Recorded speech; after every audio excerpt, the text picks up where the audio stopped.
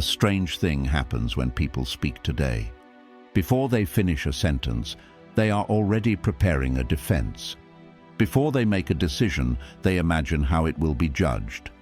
Before they act, they rehearse an explanation. The modern mind does not simply think, it anticipates reaction. This is not intelligence, it is not awareness, it is anxiety disguised as communication. Most people are not trying to express truth, they are trying to avoid misunderstanding, and in doing so they quietly surrender something essential. Inner authority. If this sounds familiar, stay. This is not encouragement, it is examination, and if you value clarity over comfort, subscribe, not for noise, but for work that demands thought. The desire to be understood feels innocent, even virtuous. After all, what is wrong with wanting others to see your intentions clearly, to recognize your reasoning, to acknowledge that you are not careless, cruel, or foolish? But Stoic philosophy warns us, desire itself must be examined, not assumed harmless. Because the need to be understood does not arise from strength. It arises from dependence. A person who needs to be understood is no longer acting from their own judgment. They are acting with one eye turned outward, waiting for confirmation. Marcus Aurelius wrote his most important thoughts not for the public, but for himself. He ruled an empire, yet refused to rule his own mind by public opinion. This was not arrogance, it was discipline. He understood something timeless.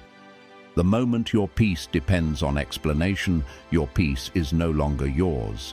To see this clearly, observe what happens when someone explains themselves too much. They make a choice, then immediately they justify it, they set a boundary, then they soften it with reasons. They say no, then they apologize for saying no. What is being revealed here is not politeness, it is uncertainty of self-rule. A person who trusts their own judgment does not rush to defend it. They have already judged it internally. But a person who doubts their own authority seeks reassurance through explanation. They hope that if others agree, the decision will become real. This never works. Conviction borrowed from others dissolves the moment others disagree. Seneca warned against living as if one's mind were always on trial.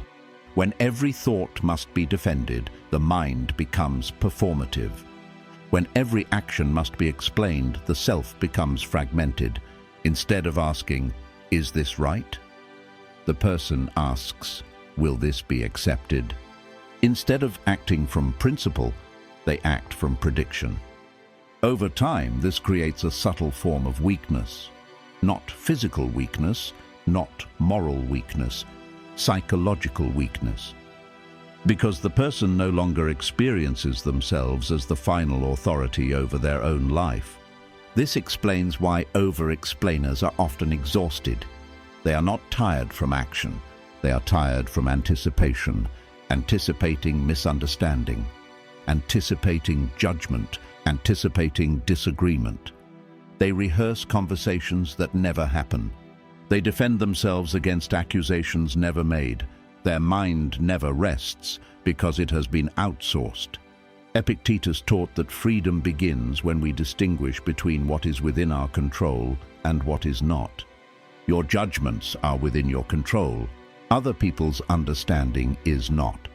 The moment you make understanding a requirement, you have chosen dependence. There is a quiet irony here. The more someone explains themselves, the less convincing they become. Not because their reasoning is wrong, but because the energy of explanation reveals need. And need is sensed immediately. A person who speaks calmly, briefly, and without urgency appears grounded. A person who speaks excessively, defensively, and urgently appears unstable. This is not about manipulation. It is about presence. Silence backed by conviction carries weight. Words backed by insecurity do not. The Stoics were not silent because they lacked words. They were silent because they did not waste them.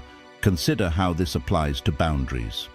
A boundary that requires justification is not a boundary. It is a negotiation. When someone says, "I can't do that," and then explains for 10 minutes why, they are asking permission to protect themselves. But protection does not require permission. Marcus Aurelius reminded himself daily that other people's reactions were not his responsibility. Only his conduct was. This freed him from the exhausting task of managing perception. He did not need to be understood to be steady. He needed only to be aligned. Modern culture reverses this. It teaches people to narrate themselves constantly, to explain intentions before acting, to preempt criticism before it arrives. This creates a world full of articulation and almost no authority. Everyone speaks, few stand, because standing requires the willingness to be misunderstood, and misunderstanding is not danger, it is inevitability. No serious thought has ever been universally understood. No meaningful decision has ever been approved by everyone. The Stoics accepted this calmly. Modern minds resist it anxiously. There is a deeper psychological reason people explain themselves. They confuse explanation with safety. If I explain, I cannot be attacked. If I justify, I cannot be judged. If I am understood, I will be accepted. But this is an illusion. Explanation does not prevent judgment. It invites it. Once you enter the courtroom of public opinion, you do not control the verdict. Seneca observed that people who seek approval place their happiness in the most unstable hands possible, the hands of others. These hands will never stop shaking. Notice how the strongest figures, historically, did not narrate themselves. They acted. They accepted consequences. They allowed misunderstanding, not because they did not care, but because they cared about alignment, not applause. This is what inner authority looks like.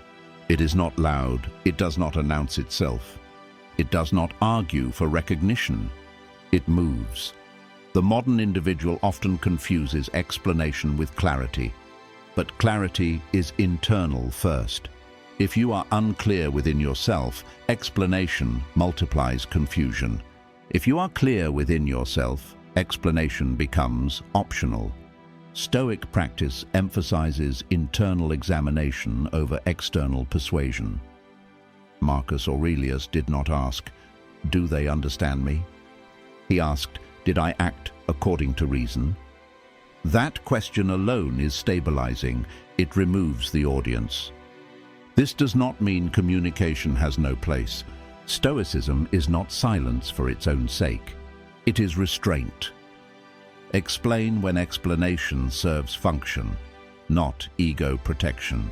Speak when speech contributes, not when it soothes insecurity. The difference is subtle but decisive. One drains you, the other strengthens you. There is a cost to over-explaining that few recognize. You train others to doubt you.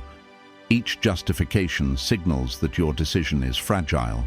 Each defense suggests it might collapse under pressure.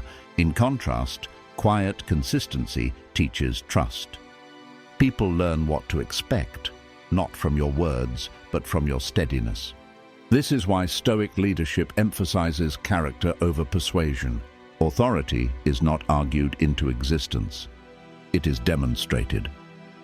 Epictetus told his students that if they wanted to improve, they must be willing to appear foolish. Why? Because improvement requires experimentation. And experimentation invites misunderstanding. If you explain every step before taking it, you will never move. Those who wait to be understood before acting remain trapped in consensus. Those who act from principle create direction. To stop trying to be understood is not to become cold, it is to become centered. It is the realization that your life is not a public presentation, that your decisions do not require applause, that your worth is not clarified by agreement. This realization is unsettling at first. Silence feels exposed. Unexplained action feels risky. But that discomfort is not danger. It is withdrawal from dependence.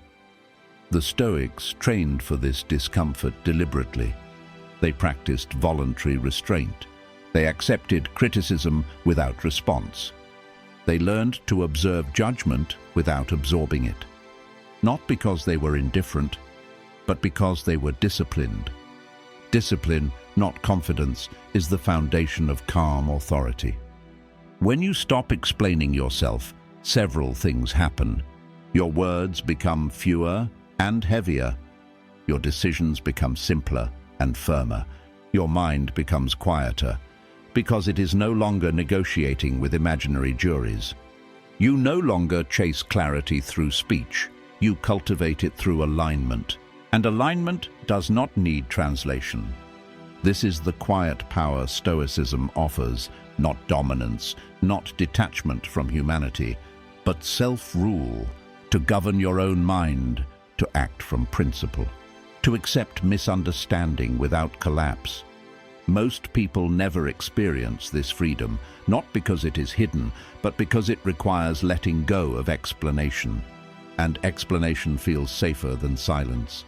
But safety is not the goal. Stability is. And stability comes from knowing, internally, why you stand where you stand. Not everyone will understand you. Some never will. That is not a failure. That is reality. The Stoic does not explain themselves to be accepted. They explain only when explanation serves truth. The rest of the time, they act. And in that action, quiet, consistent, unbothered, their character speaks louder than any defense ever could. This is